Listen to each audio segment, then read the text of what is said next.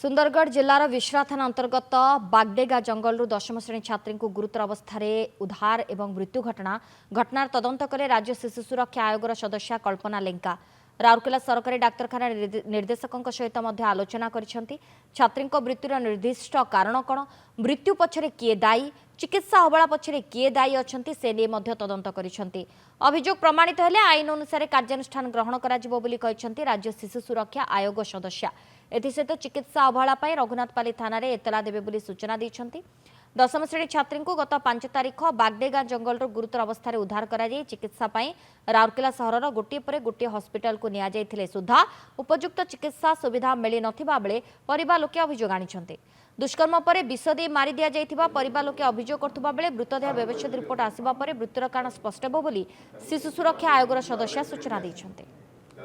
बापा माँ को मन में जहाँ थी बापा माँ कहवा कथा ना आम कौन से हस्पिटाल रखिले नेग्लेक्ट कले अवहेला कले कहीं केलानी चिकित्सा ठीक है तेणु तदंत परिसर भितर यहाँ आसवा निहाती दरकार। ये जो बाटर एपट सेपट है जो माने एम्बुलेंस को करी विभिन्न जगह गला ताको किए से सब कला तापर निश्चित तदंत हम मु डीसीपी को निर्देश देती से काली रघुनाथपाली थाना गोटे एफआईआर करेंगे।